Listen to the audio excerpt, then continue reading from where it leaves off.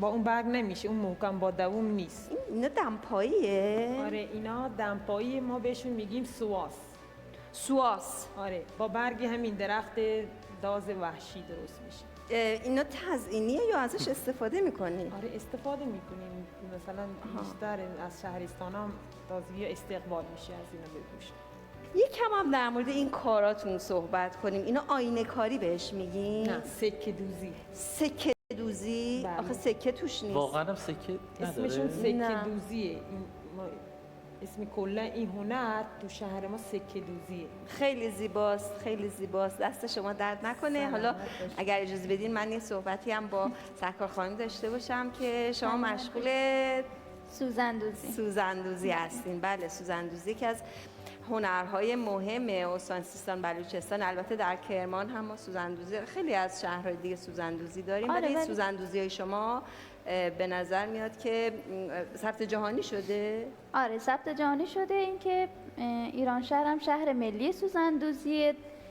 باز سوزندوزی سیستان و بلوچستان کلا متفاوت است بقیه شهرستان هست. یعنی آها. حتی کشورهای خارجی هم سوزندوزی دارن ولی فرق داره، متفاوته. بله. من یه جایی دیدم به جای سوزندوزی نوشته بود سوزندوجی یا سوزندوچی. دوچ آره ما دوچی. میگیم. آره آها. دوچ همون به بلوچی خودمون ما بهش میگیم دوچ یا همون دوچ. آها. که بعد به فارسی میشه دوخت، همون دوختنه. دوختن. آره دوختن. بسیار هم خوب. بله. خب خانم سام جالب. الان فرق سوزندوزی ما در واقع در ایران شهر چه فرقی با خارج از کشور داره؟ چون ایشون اشاره کردن که فرق داره. چیش بله. فرق داره؟ ما با کشور هندوستان یه چیزی داریم که شبیه همه. آینه دوزی رو داریم. آینه دوزی هند با آینه دوزی بلوچستان یکیه. ولی خود این سوزندوزی رو ندارن اونا متفاوت تره. پاکستان چی؟ پاکستان پلیوار دوزی رو داره. یه سری سوزندوزی هم مثل ما داره. حالا کارهای چرخی که نه، دستیاشون چرا پاکستان چرا برای هم شما مرغوب تره سوزندوزی شما به نسبت پاکستان؟ این مرغوبیت شما یه خورده سخت گفتین، ولی اصالت دوخت سیستان بلوچستان تارشماره که ما سمت بنپور داریم. این خانم نوروزی رو داشتیم که روی تارشمار دوخت انجام میداد. این کلا از حفظ ما انجام میدیم، یعنی بدون هیچ طرحی پیش زمینه هیچی نداره. همین روی کاغذ هیچی آره. یعنی روی پارچه هیچ طرحی نیست. نداره. من از نزدیکم دارم میبینم. بله کاملا ذهنی و خیلی هم این بالاخره همه چیز هندسی و حالت قرینه داره. خلاقانه تره دیگه بله. قاعدتا. بله.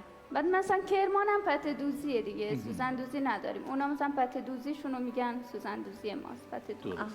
بسیار عالی. بعد چجوری میشه که مثلا میگم یک سوزندوزی حالا مثلا این تومنه، اون یکی یه ذره گرونتره، یعنی تفاوت قیمت ها از چه چیزی شروع میشه؟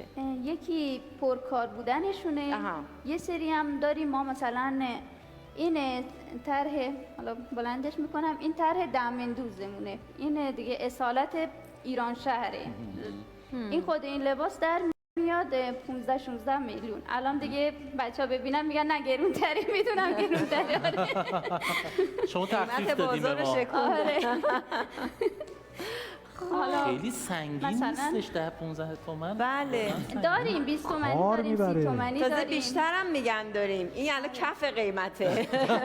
معافی دست کم گرفتن که یه شما نکته دیگه جالبی که داره این همه مثلا تزئینات زیبا روی پارچه ها و لباس ها و اینا به کار میره، همه برای لباس های خانماست. آره آقایون اگه نگاه کنین کلا یک پارچه سفید ساده است، فقط یقش دگمه داره. یعنی بیشتر کاری که انجام نمیکنه آقای معتمدی، فرقی نمیکنه. حالا مثلا براشون تزیینات هم بذارین.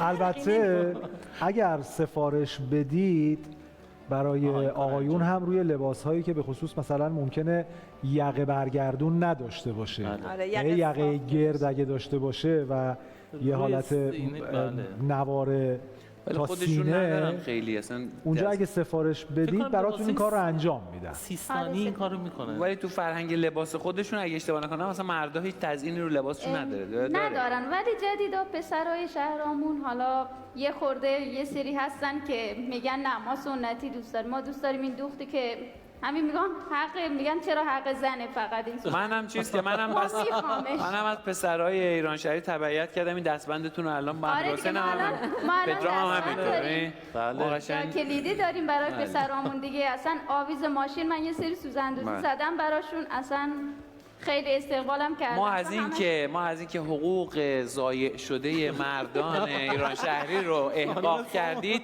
ممنون. آقایون تشویق بفرمایید لطفاً. از اینکه این حق ضایع شده تاریخی مردان رو، اینکه در طول تاریخ هیچ کدوم از این تزیینا رو لباس آقایون نبوده و شما احیاش کردین، ممنونیم. از پسران شجاع ایران شهری هم ممنونیم. خب دست بزنید دیگه تا همینجا متوقفش کنیم کار بالا نگیره. خانم سام ما یه میهمان ویژه هم داریم. اگر اجازه بدین بینندگان محترم، تماشاچیان حاضر در استودیو، این دو تا عزیز ما رو تشویق بکنن بله، تا ما مهمان زد.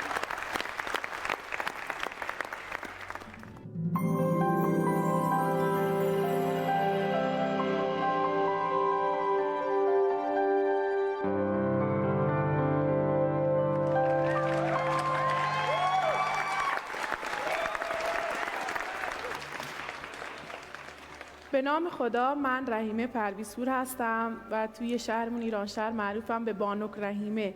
بانوک به زبان بلوچی یعنی همون بانو.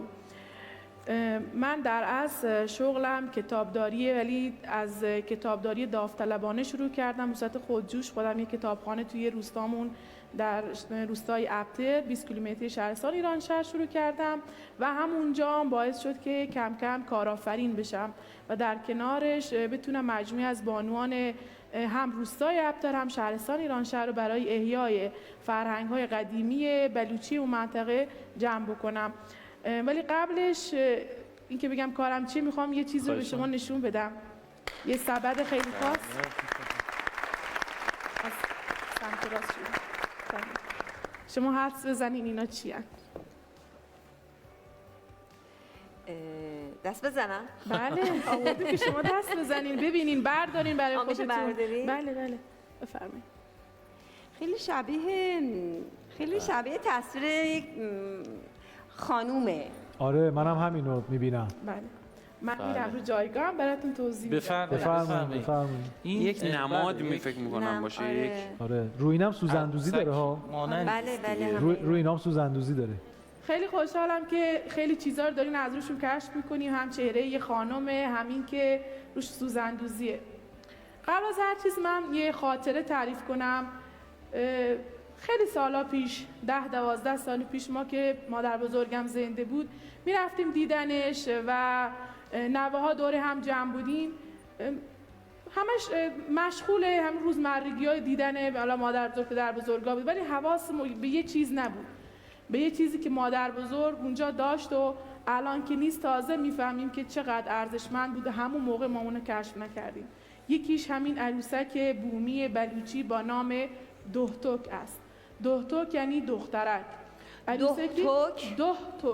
دهتوک. آره همون دخترک به زبان فارسی اگه من معنیش کنم. و اینکه خیلی قدیمیه، جز عروسک‌های بدون چهره ایران و جهان هم هست. چرا بدون چهره؟ یک اعتقادی قدیما بر این بالا باور بودن قدیمیای بلوچ، میگفتن که یعنی یه قسمت اینجور فکر میکردن که چهره رو، چشم و دهان و دماغ، جایی که انسان تنفس میکنه، نفس انسانه، فقط خداوند به انسان میده و ما انسان ها حق نداریم اونو دستکاری که خودمون درست کنیم و جایز نیست که در کار خدا دست ببریم. یکی از علتایی که این عروسک‌ها بدون چهره هستن اینه. و این عروسکی بود که من بعد از مرگ مادر بزرگم کشف کردم. روحشون شاد باشه. ممنون. ببخشید من یه سوالی الان برام پیش اومد. مثلا حتما شما عروسک‌های مرد هم دارین با همین بله سیستم؟ این جفت مرد هم داره که من صورت مرد هم همینطور بدون چهره است؟ صورت مرد کامل پوشیده است. یک سربند بلوچی که ما بهش میگیم پاگ، اگه آها. فیلم های هندی رو دیده باشین یا بلوچی که یه چیز لنگ مانندی دور سرشون پیچیده، یه همچین چیزی روشون پیچیده، اونم صورت نداره. بله. آره. و چیز جالبی که تو این عروسک هست، حالا من از قصه مادر بزرگ شروع کنم، یه دوستی از تهران 8 سال پیش اومد پیش ما و